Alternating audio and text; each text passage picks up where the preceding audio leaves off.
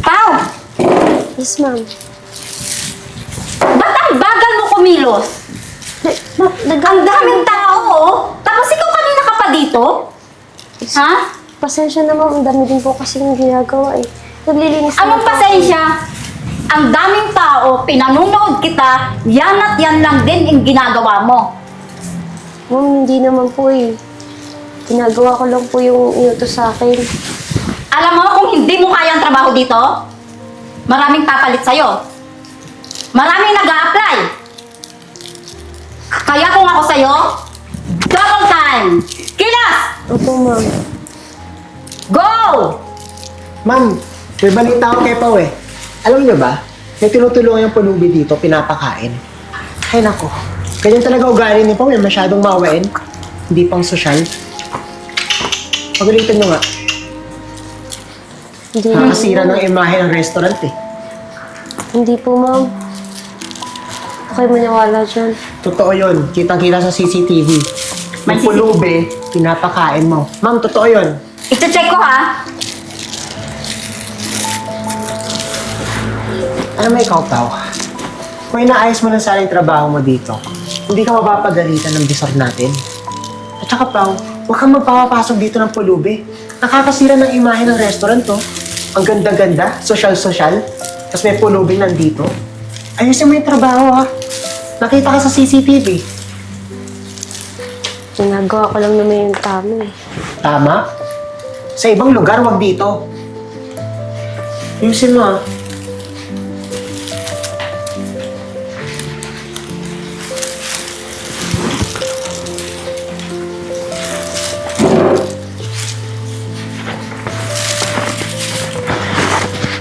Oh.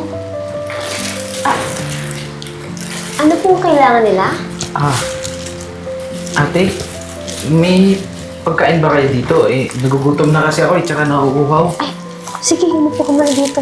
Kuha na kita ng tubig. Salamat Tsaka muna ha. Bibigyan mo ko ng pagkain. Oo. Good luck. Kahit tubig na lang muna, ayos lang sa akin. Nauuhaw kasi ako kasi may napulot kasi akong isang pirasong saging sa basurahan. Kinain ko kaya medyo nauuhaw ako. Kawawa ka naman. Baka madumi yan. Gusto mo sa'yo na? Hindi na. Sige, kainin mo na. Baka kulang pa yun sa'yo. Sa'yo na. Hindi, okay lang. Pasasalamat ko to kapalit ng tubig. Kainin mo na yan. Para sa'yo yan. Salamat Opo ka muna kung kailangan tubig. Basta, huwag ka nang maingay ha. Baka makita kami yung resort ko dito. Sige. Uuhaw na ako. Naman akong araw yun Bigyan pa ako ng tubig, papakainin pa ako. Ay! Di ba sabi ko? Bawal ang scavenger dito? Sino nagpapasok sa'yo?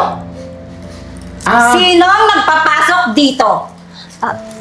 Ma'am, pasensya na po. Umihingi lang naman po ng tubig eh. Humihingi ng tubig? Hindi ka sumusunod sa rules? Ma'am, kawawa naman po kasi. Tsaka, Dapat, sa labas mo siya binibigyan, hindi yung pinapaupo mo pa dito. Anong klase yan? Ha? Gusto ko Restaurant ba ito, mga pulube? Gusto ko lang naman po uminom ng tubig. Nangingi lang naman po ako. Meron po Nandun ba? na tayo. Don't touch me. Nandun na tayo. Pero di ba dapat dun ka lang sa labas hihingi ng tubig? Hindi yung uupo ka dyan? Ma'am, kahit saglit lang naman po, ma'am. Pang-customer yan! Para sa may pera! May pera ka ba? Meron po. Oh, ba't hindi ka bumili? Hingi na lang po ng tubig, ma'am. Parang awan niyo na po. Gusto niyo po, palit na lang po tayo na. Shut up! ma'am, kawawa naman po siya eh. Tsaka, saglit lang naman po eh. Naawa ka sa kanya? Tubig eh. Sige, magsama kayo. Magsama kayo. Painom mo siya ng tubig. Tubig. I warning you. Ate, pasensya ka na ha. Masungit pala yung Kaya mo na yun. may-ari ba yun? Oo eh. Nakita eh. Pasensya na. Sa susunod, tago tayo. Ito, inumin mo muna to. Baka Opo, maraming salamat ha. Eh, kanina pa kasi talaga ako nauhaw eh. Pasensya ka na. Baka mapalayas ka dito. Hindi ka na pwede magtagal. Eh, nagugutom na kasi ako eh. Wala kasi ako ibang makawanan na pagkain. Napakamaldita naman nung nanay na yun. English pa siya. Nakakaintindi naman yung English niya. Huwag ka maingay, baka marinig ka niya. Bumalik ulit din dito. Gusto mo sa'yo na lang to, pangsaksak mo sa kanya? Hindi na. Kaya mo na lang yun. Hindi kailangan ka pa ba? Meron, pagkain. Hindi ko maisisingit eh. Tsaka ka na bumalik dito kapag wala yung boss ko. Para matulungan kita. Ganun ba? Huwag ka na lang maingay. Hoy! Hoy! Ba't mo pinapasok na naman yan? Ha? Di ba sabi namin bawal nga dito yung pulube? Alam mo ikaw, lumabas ka na, umalis ka na dito, di ka nararapat dito.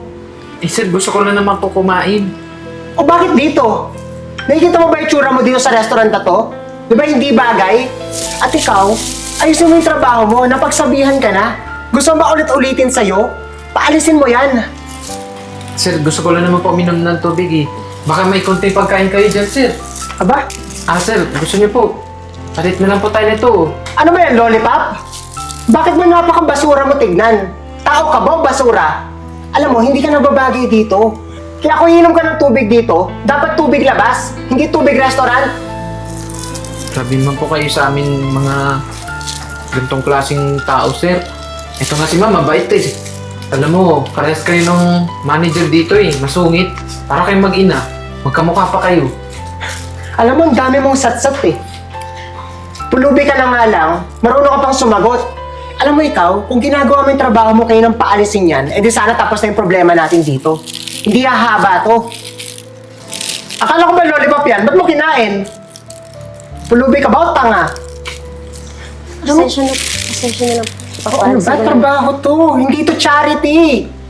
Kung magpapakain ka ng pulube, di maraming sumunod. Oh, anong gusto mo? Customer natin, pulube? O yung mga mayayaman na tao? Sagot. Simpleng tanong. Sagot muna. Sagot. Paalisin ko na lang siya. Paalisin. Di mo nga ako masagot. O, bilis na. Paalisin mo na yan. Ngayon na. Pasensya na. Malis ka na muna ha. Ayos lang. Kaysa naman ikaw pa yung pag-initan ng mga tao dito. Iyabang ng mga tao dito. Alis na ako ha. Sige, baka magpalayas pa tayong dalawa dito eh. Salamat ulit ha. Ano na.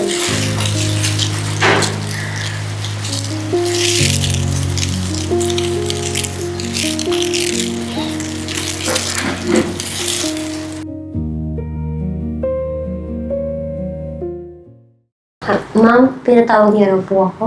Oo. Pinatawag kita. Totoo ba na nagbibigay ka ng pagkain sa pulube? Nagbibigay ka ng pagkain? Totoo yan, ma'am. Nakita ko yan. Hindi naman po, ma'am. Tubig lang naman po yung inabot ko sa kanya. Alam mo, ma'am, siya yung dahilan kung bakit nasisira yung imahe ng restaurant na ito eh. Kasi ginagawa ng charity yung restaurant mo. And then why? Sinira mo ang rules and regulation ng restaurant na ito. Naawa lang naman po ako eh. Tsaka tao din naman po yun eh.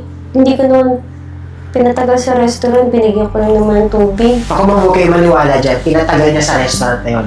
Kasi di ba nung sinita niyo siya, nakita ko ulit, nandun pa rin yung pulube. Nako, ang tagal niya nandito, yun yung dahilan kung bakit nangangamoy dun sa table 5. Dahil sa pulubing yun, na pinapasok nitong babaeng ito. Alam mo, wala naman masama sa pagbibigay ng tubig lang. Pero ang pinag-uusapan natin dito, yung pagkain. Pagkain na bawal ipamigay.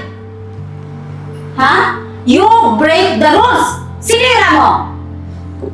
Pasensya na po. Hindi ko naman po ulitin eh. Pakapagyan niyo naman po ako ng isang pagkakataon. Oo, bibigyan kita ng isa pang chance. Last na ito. This is your last day! Ma'am, baka naman po pag-usapan pa natin to. Wala pa po ako na ibang trabaho. Kailangan ko po ng pambayad sa kuryente namin. Ma'am, Wala na tayong dapat pag-usapan. Ha? Wala na! Soling! Opo. Magtrabaho ka na!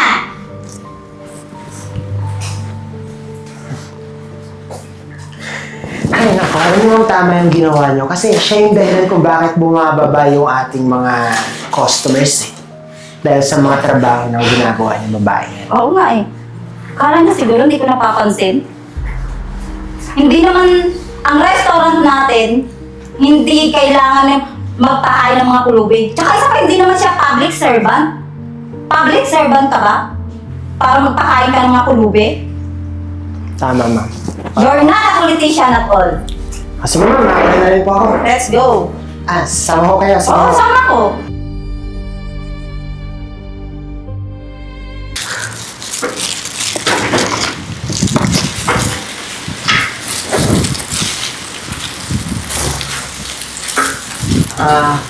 Ate, bakit malungkot ka dyan? Tsaka parang tulala ka. May problema ba? Ano kasi, natanggal ako sa trabaho eh. Kanina lang. Ako, kasalanan ko ata kung bakit ka natanggal eh. Kasi, pinapipilitan ko kasi yung sarili kong pumasok doon sa restaurant ninyo. Naku, sorry talaga ha. Naku, huwag mo isipin yun. Sila din naman kasi yung may mali eh. Masyado silang malapit. Pero, hindi ka naman pala sisisihan na tinulungan kita eh. Kasi wala namang mali dun eh. Pero kasalanan ko pa rin yun eh. Kasi kung hindi sana ako pumasok, di ba? Eh, hindi ka sana mawawalan ng trabaho. Okay lang yun, huwag mong isipin yun. Mahalaga di ba nakainom ka kahit pa paano. Pasensya ka na yun ang na-offer ko. Alam mo, hayaan mo kasi yung mga kagaya mong mabubuti yung may mabubuting puso. Ako, pagpapalain ka balang araw. Tsaka, kung hindi man ngayon, malay mo, di ba, darating yung araw na suswertein ka. Naku, sana nga no. Pero sa ngayon siguro, naghahanap muna ako ng bagong trabaho.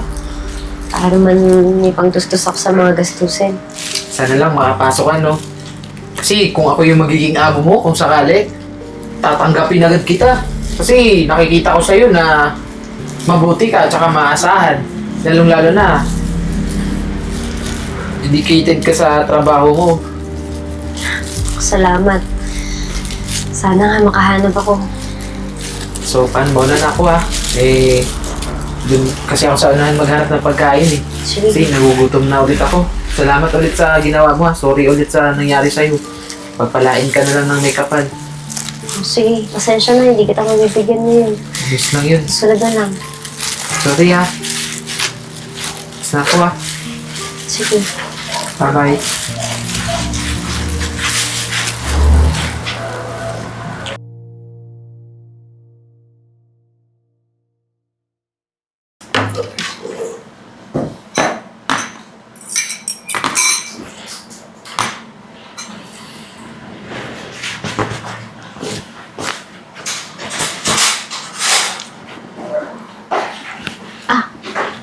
Good evening po. Order po ba kayo? Bakit parang may problema ka at ayos ka lang ba? Sa totoo po niyan, last day ko na po ngayon eh. Tinanggal na po ako sa trabaho eh. Ha? Bakit? Sa anong dahilan? Kasalanan ko rin po eh. May pinakain po ako ditong pulube. Ayaw po nung manager ko nun. Kaya yun, kasasante po ako. Alam mo, hindi naman sapat na dahilan yun para magtanggal yung manager dito ng empleyado para lang sa tinulungan mo yung pulubi. Wala din po akong magagawa eh. Desisyon na rin po eh. Kaya yun, task ko na po ngayon. Hahanap pa po ako ng trabaho. Alam mo, huwag kang mag-alala. Akong bahala sa'yo. Talaga po? Sino po ba kayo? Hoy! Di ba ikaw yung pulubi? Ma'am Merle, oh! Ito yung pulubi, oh! Nakapasok na naman dito. Nagbihis lang, akala mo na big time. Ano pulubi? What brings you here? Ayos ang kasuotan, ha? Ma'am, anong pulubi po sinasabi niyo? Hay! Wala kaming oras sa Jeboy palaboy na kagaya mo.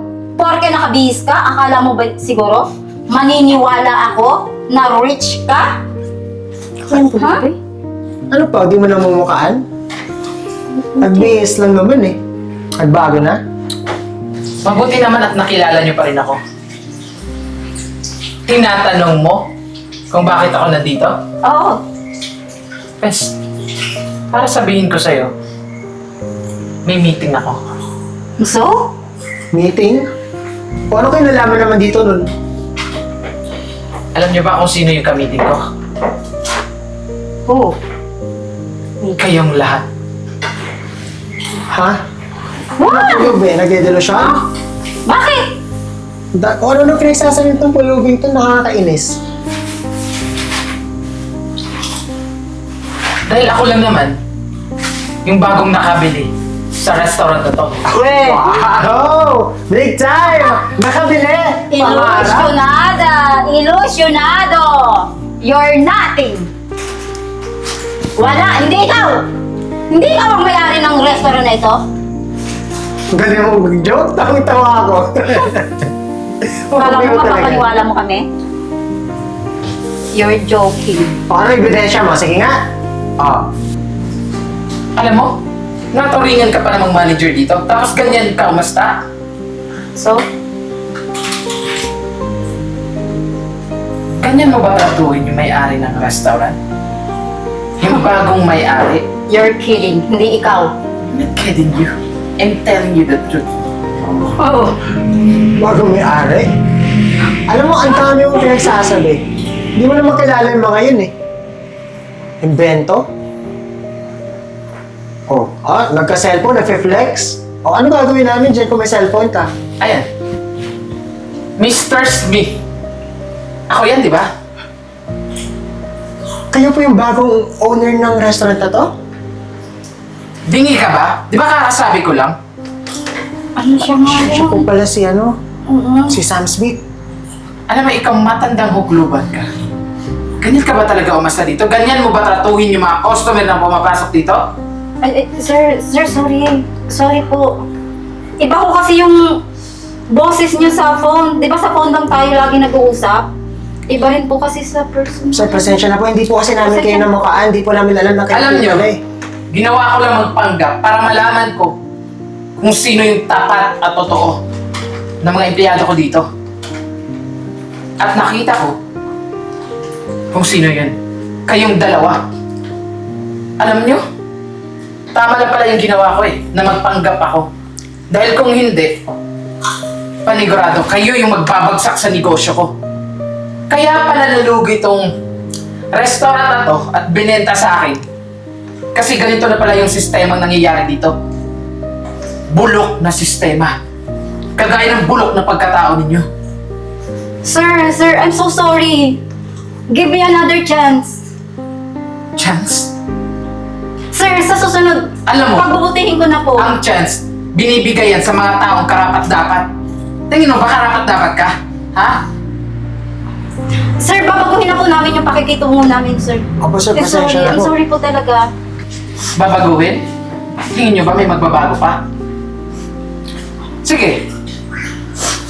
Bago ang lahat, gusto kong mangyari mag-sorry kay Pao. Mag-sorry kay Paul. Eh teka, bakit naman po kay Pauline na ginagawa lang naman po namin yung trabaho namin? Wala naman po kami dapat ikasorry kay Pauline eh.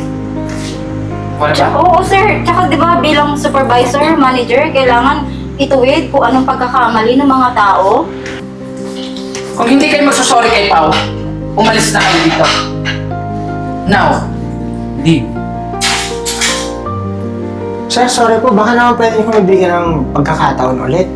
Hindi na po namin tatratuhin ng masama kung sino man po pumasok din. Ang sabi ko, magsosorry kayo kay Pao. O gusto nyo, paalisin ko kayo dito ngayon.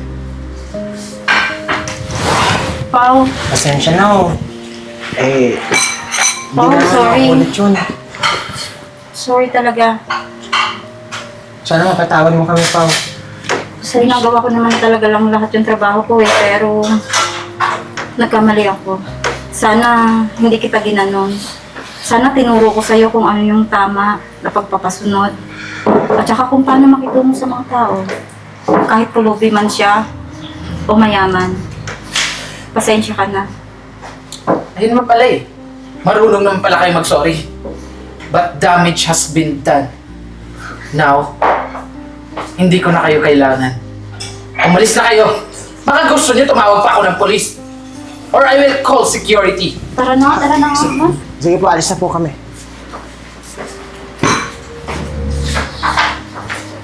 Pao, Sir Pao. I'm so sorry for what they did to you. Okay lang po, sir. Kawawa nga po sila eh. Ano?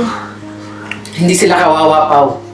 Kung ano man yung nangyari sa kanila, they deserve it. Po, hindi ko rin po akalain na kung po pala yung may-ari nito. Pasensya na po. Alam mo, total, wala naman na tayong manager dito. Gusto ko i-promote kita. Ikaw yung bagong mamamahala dito sa restaurant. Talaga po. Ako salamat po. Hindi ko po in-expect. Akala ko wala na akong trabaho. Then, expect the unexpected. Congratulations. Hope na gawin mo yung trabaho mo na maayos at palaguin mo pa tong negosyo natin. Opo, maaasahan niyo po ako. Salamat po talaga, sir. Salamat po. Sana yun. Salamat po. Ay, gato.